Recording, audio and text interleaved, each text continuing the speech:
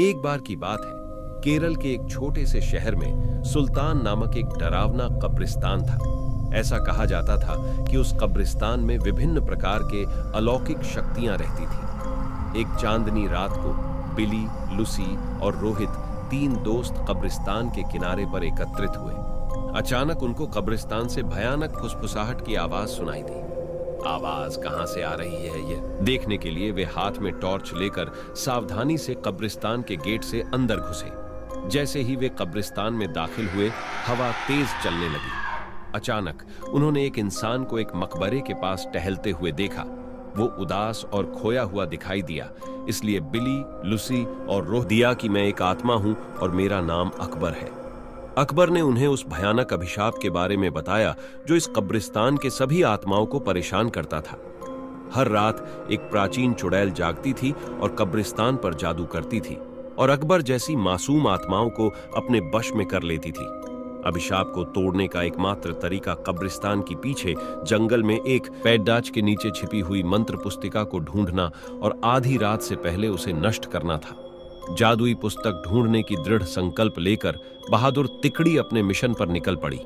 उन्होंने अंधेरे में मकबरों के बीच रास्ता खोजा जंगल में जाने के लिए और इस बात का ध्यान रखा कि आराम करने वाली आत्माओं को परेशान न किया जाए।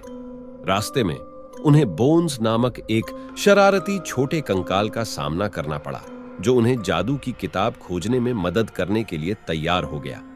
वह कंकाल उन्हें एक पुराने आम के पेड़ के पास ले गई और कहा, इस पेड़िएच के पत्ते सब अपने पास रख लो। अगर ये पत्ता तुम्हारे पास रहेगा तो वह चुड़ैला तुम्हारा कुछ नहीं बिगाड़ दी सकती और ये पत्ता तुम्हें जादुई किताब हासिल करने में मदद करेगा। यह कहकर वह कंकाल वापस कब्रिस्तान की तरफ चला गया। आम के पत्ते को अपने हाथ में लेकर तीन दोस्त जादुई किताब ढूंढने लगे। बहुत ढूंढने के पश्चात जंगल में एक झील के अंदर उन्हें छमता हुआ कुछ दिखाई दिया। रोहित को तैरना आता था तो उसने झील के अंदर जाकर वह चमकता बॉक्स ले आया। जैसे ही आम के पत्ते को बॉक्स के ऊपर रखा, वैसे ही बॉक्स खुल गया और चमकती जादुई किताब बाहर निकल आई। आधी रात करीब आते ही वे तीनों अपने हाथों में जादू की किताब लेकर श्राप को तोड़ने के लिए कब्रिस्तान की तरफ बढ़े। कब्रिस्तान में आकर वे किताब को खोले और एक प्राचीन मंत्र का पाठ किया। मंत्र पाठ करते ही जमीन कांपने लगी और कब्रिस्तान में एक तेज रोशनी छा गई। वह चुड़ैल जाग गई और गुस्से में दिखाई दी, लेकिन उसकी शक्ति धीरे धीरे कमजोर हो रही थी।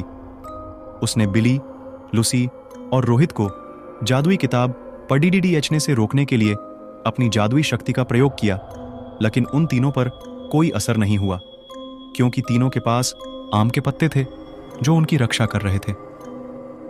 धीरे धीरे चुड़ैल की सारी शक्ति खत्म हो गई और चुड़ैल भस्म हो। इस तरह बिली, लुसी और रोहित ने कब्रिस्तान में फंसी हुई आत्माओं को मुक्त किया और कब्रिस्तान में फिर से शांति छा गई।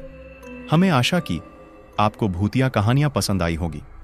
इसी तरह के नए नए हॉरर स्टोरीज को हिंदी में सुनाने के लिए हमारे चैनल को सब्सक्राइब करें, लाइक करें, हाँ, कमेंट करें।